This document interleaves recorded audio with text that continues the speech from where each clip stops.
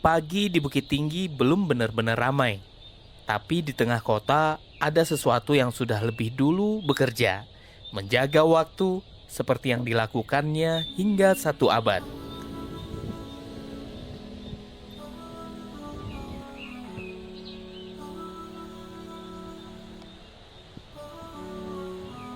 Orang datang untuk berfoto, saya datang dengan satu pertanyaan.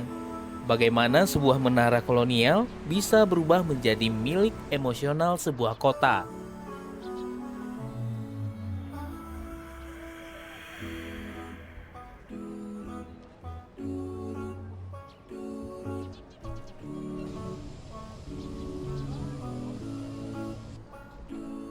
Hari ini kita tidak cuma melihat jam gadang. Kita akan membaca perubahan zaman dari 4 sisi wajahnya. Teman-teman, sekarang kita sudah berada di kota Bukit Tinggi. Nah, di depan saya ini, persis di depan saya, itu ada jam gadang, teman-teman. Yang orang-orang bilang ini adalah monumen yang merupakan ikon dan wajahnya kota Bukit Tinggi. Nah, di belakang saya, teman-teman bisa lihat, itu Masya Allah, ada pemandangan yang indah, teman-teman. Itu adalah Gunung Merapi. Nah, kalau teman-teman bisa lihat, di seberang sana, itu ada Gunung Singgalang. Jadi, kota Bukit Tinggi ini terletak di antara 2 gunung, teman-teman. Gunung pertama adalah Gunung Merapi, kedua Gunung Singgalang, dan Bukit Tinggi di tengah-tengahnya. Nah, teman-teman pasti penasaran perjalanan kita berikutnya. Kalau teman-teman penasaran, mari ikuti perjalanan saya.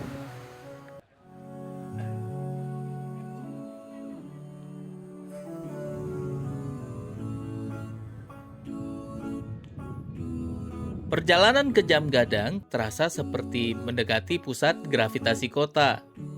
Ada jalan-jalan, ada toko, ada aktivitas mobil, dan langkah orang pelan-pelan mengarah ke titik yang sama.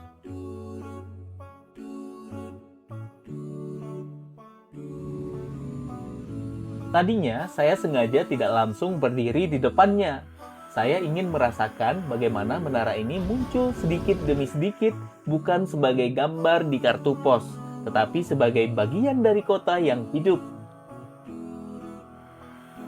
Dan akhirnya, ini dia. Jam Gadang, berdiri sekitar 26 meter di tengah kota Bukit Tinggi.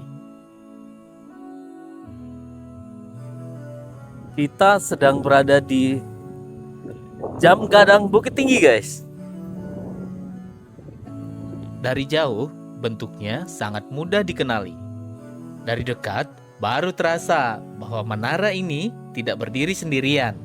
Ia selalu ditemani manusia, warga yang lewat, pedagang yang mencari nafkah, dan pengunjung yang membawa pulang foto.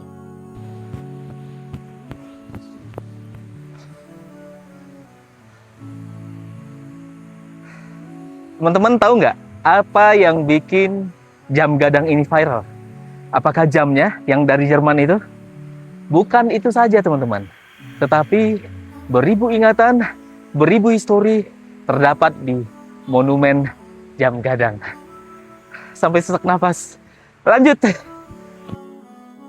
Jam gadang punya 4 muka jam. Ada detail kecil yang sering membuat orang berhenti. Ya, angka 4-nya.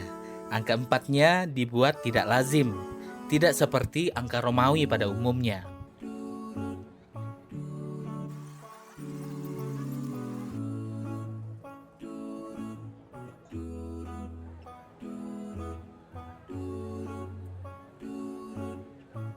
Banyak cerita populer mencoba menjelaskannya, tetapi alasan khusus pada jam gadang tidak saya temukan dalam sumber resmi yang kuat. Jadi, kita nikmati sebagai ciri visual, tanpa memaksakan legenda menjadi fakta. Catatan Dinas Pariwisata Kota Bukit Tinggi menyebutkan bahwa jam gadang dibangun pada tahun 1926 dengan biaya sekitar 3.000 gulden. Pemerintah kota juga menyebutkan bahwa bangunan ini selesai pada tahun yang sama, sebagai hadiah dari Ratu Belanda kepada Rookmaker. Rookmaker adalah pejabat Fort de Kock ketika itu. Nama dua putra Minangkabau, Yazid Sultan Maruhun dan Rasid Sultan Gigi Ameh, dicatat pemerintah kota sebagai perancang atau pelaksana arsitekturnya. Detail populer lain kadang berbeda antar sumber. Karena itu, kita pegang yang dapat diverifikasi.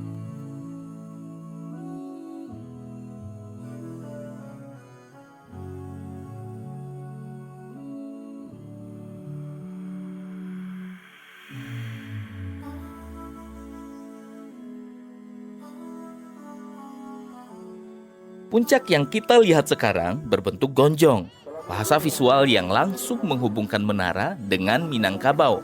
Sejumlah catatan pemerintah menyebut atap jam gadang ini pernah berubah mengikuti periode kekuasaan, dari masa Belanda, masa kependudukan Jepang, lalu bentuk gonjong setelah kemerdekaan. Di bagian paling atas inilah kekuasaan pernah berganti lambang, tetapi menaranya tetap berdiri. Teman-teman, barusan sudah dikumandangkan azan asar. Artinya sebentar lagi kita akan melaksanakan sholat fardu asar. Nah, untuk mengakhiri sesi pada sore hari ini, di belakang saya ada jam gadang. Jamnya masih sama 100 tahun yang lalu, sama seperti 100 tahun yang lalu, 1 abad yang lalu. Nah, 1 abad berikutnya, jamnya masih tetap sama. Hanya saja orang-orang di sekelilingnya yang berbeda. Tetap di Jejak Raya TV, mari kita lanjutkan perjalanan.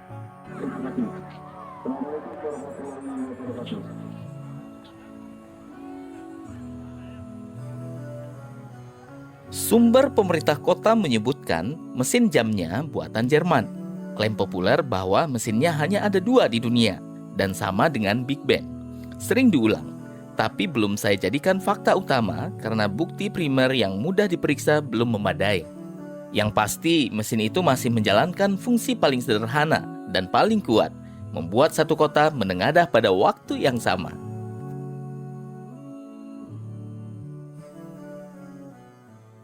Jadi, pusat kota ini bukan panggung kosong untuk wisatawan. Ia adalah ruang kerja. Disinilah waktu bukan angka di muka jam. Waktu adalah jam buka rezeki hari ini dan langkah orang yang tak pernah benar-benar berhenti.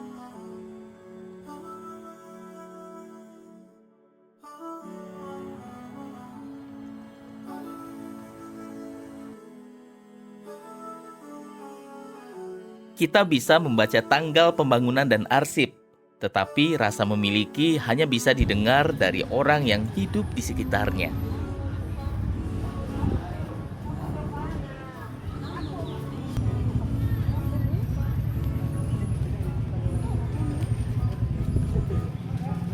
Pada masa kolonial, kota ini dikenal sebagai Fort Depok. Pemerintah Kota Bukit Tinggi mencatat perannya sebagai pusat pemerintahan di Sumatera Tengah dan sebagai tempat penting ketika pemerintah darurat Republik Indonesia berjalan setelah Yogyakarta diduduki Belanda. Dari Desember 1948 sampai Juni 1949, Jam Gadang tidak menjalankan pemerintahan. Tentu saja, tetapi ia berdiri di kota yang menyaksikan Republik bertahan dalam keadaan genting.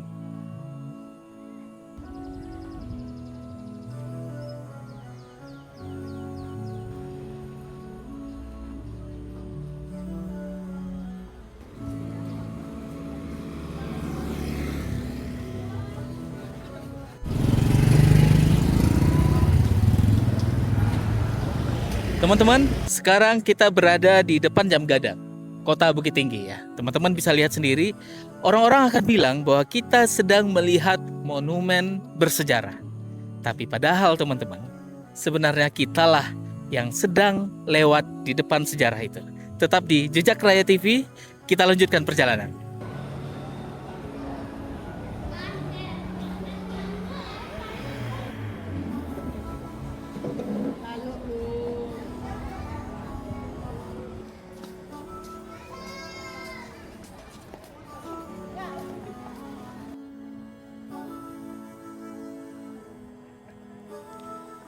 Bentuk gonjong membuat Jam Gadang hari ini terasa Minangkabau. Meski lahir dari pemerintah kolonial, identitas ternyata tidak selalu datang sekali jadi.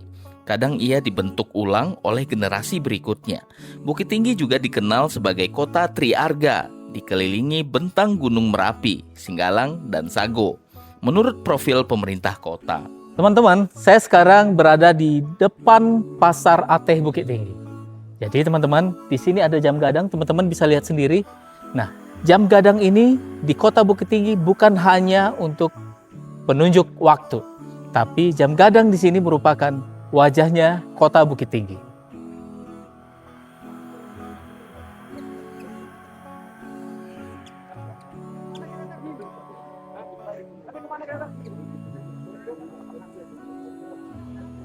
Ketika kita berdiri di depan jam gadang ini, sebenarnya kita telah berdiri di depan monumen yang telah melewati beberapa zaman sekaligus.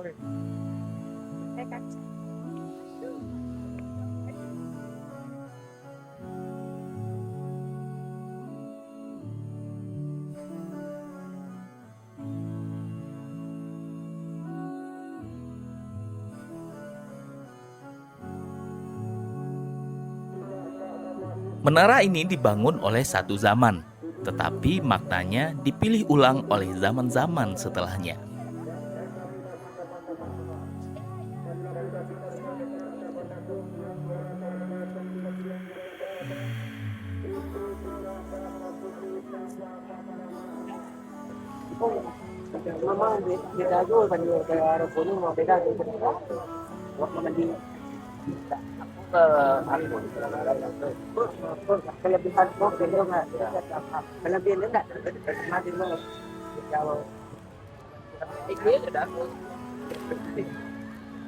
Jam gadang ditetapkan sebagai bangunan cagar budaya peringkat nasional melalui keputusan tahun 2010. Balai Pelestarian Cagar Budaya mencatat akses wisatawan ke bagian dalam ditutup sejak tahun 2005 karena vandalisme dan kekhawatiran beban pada bangunan. Artinya, keterbatasan akses bukan kekurangan pengalaman. Itu bagian dari cara menjaga pengalaman agar tetap ada untuk generasi berikutnya.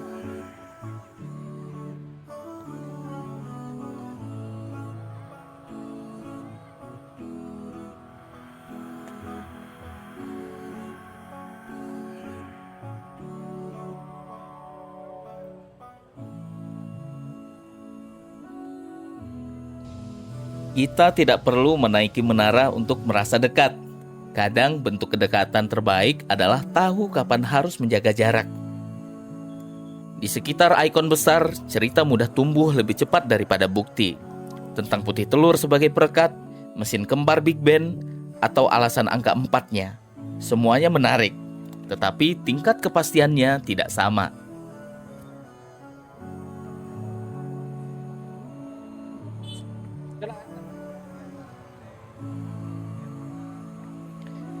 Hari ini teman-teman, mau tidak mau kita sudah sampai di penghujung perjalanan di Kota Bukit Tinggi, tepatnya di Jam Gadang. Senang rasanya bisa menghabiskan waktu sejenak, menikmati suasana dan keindahan Kota Bukit Tinggi ini. Tetapi karena hari ini adalah hari Minggu, saya juga harus mulai mempersiapkan pekerjaan untuk hari Senin esok. Terima kasih sudah menemani perjalanan saya sampai di sini. Semoga perjalanan sederhana ini bisa memberikan sedikit hiburan dan pengalaman serta pengetahuan baru untuk teman-teman semua. Sampai jumpa di perjalanan berikutnya. Tetap sehat, tetap semangat, dan jangan lupa menikmati setiap perjalanan dalam hidup. Sampai jumpa di video berikutnya. Tetap di Jejak Raya TV.